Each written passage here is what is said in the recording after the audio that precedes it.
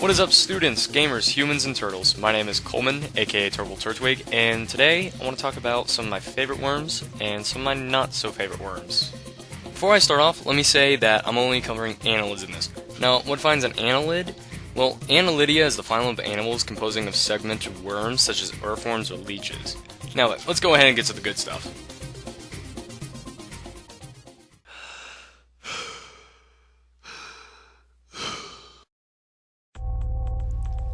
Good old Earthworm Jim. Love this game. But one thing always comes to mind whenever I play it. How is it Jim's able to go through these worlds without any oxygen? I mean, the guy drives through space and he doesn't even wear a helmet. Do worms even breathe?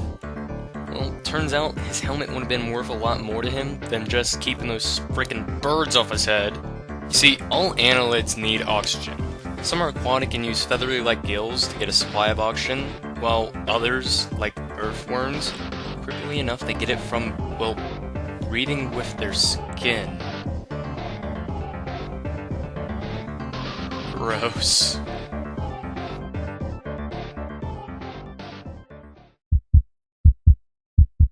If you were like me, you like shooting things. Blowing crap up. Or whatever on earth this is. The question is, why is there no blood when this happens to the worms? Other than its E10 plus rating. Although within the annelids phylum, their circulatory system kind of varies, the key point is that they all have the same structure. All circulatory systems within it are usually closed and confined with well-developed blood vessels, while some polysaccharides and leeches have their circulatory system partly open, with blood and other fluids mixing directly in the sinuses of the body cavity. Blood flows toward the head through a contractual vessel above the gut and returns to the terminal region through the vessels below the gut. It is distributed to each body component through lateral vessels. Some of the lateral vessels are contractual and serve as hearts if something has already happened to the other heart. Many worms' blood contains hemoglobin, a lot like humans, and that makes their blood pigmented red. Well, several others actually have pigmentation to make it look green, and a few even have it so they don't have pigmentation in their blood at all.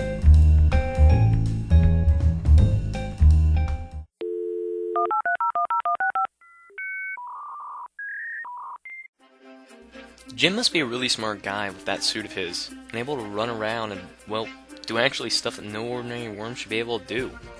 This begs the question, just how smart are worms? Turns out, unless the tinfoil hat freaks are right, I don't think there's going to be any worm revolution anytime soon. Annelids' nervous systems are very sensitive, but simple.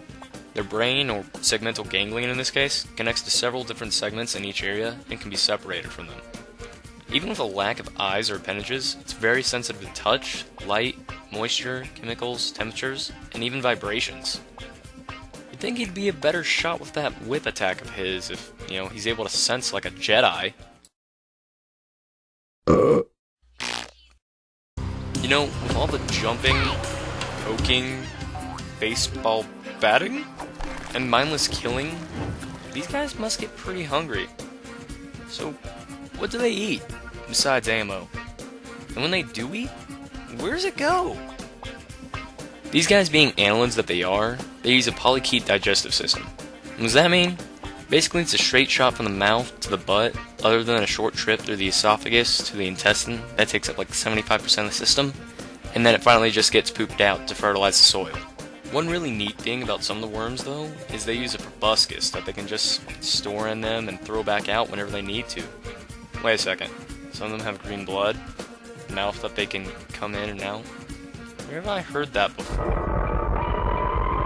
Okay, these things just got a lot more scary.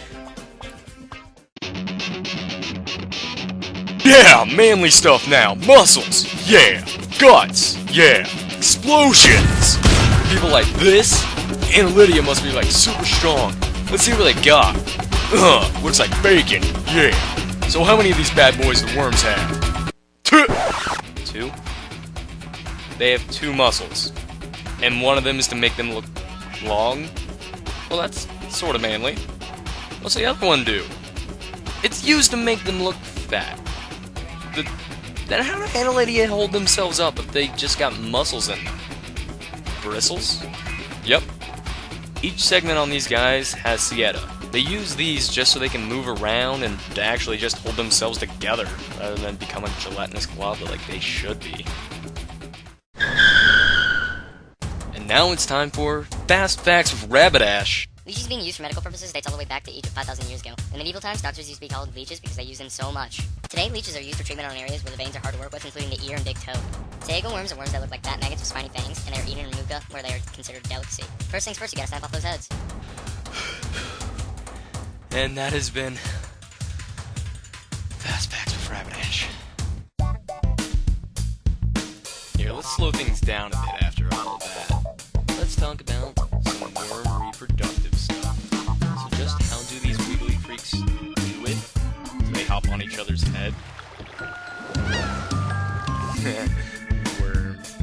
Actually, the way they really do it is just downright disturbing. You see, these things are just that. Hermaphrodites, boys and girls. Yeah, every single animal.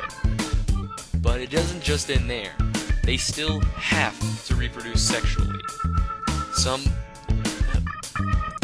crawl inside each other before releasing sperm. Others, such as leeches, sharply inject their mate and then release sperm throughout them. You know what? I don't think I want to talk about reproductive systems anymore. Alright, let's go ahead and just wrap this up really quick. Annelids either breathe with gills or their skin. They have several systems to pump blood throughout their body in a very simple, yet complex way. They're very sensitive and very simple-minded. They feed with a mouth or proboscis that just connects straight line to the esophagus and the intestines, and then just poops it out. And they have two muscles, and are supported by bristles that they use to move around. And finally, they have really disgusting ideas on how to get it on. I'd like to thank you guys for watching my video. This is the first time I've ever tried something like this, so if you enjoyed it, go ahead and leave a like. If you have a comment on something, just tell me in the comments below. And if you really liked it, go ahead and hit that subscribe button. I'll be posting a lot more cool stuff later. And if you're watching this in class, go ahead, put your popcorn up, the movie's over, go ahead, get out. Tune in next time when I do stuff and play games.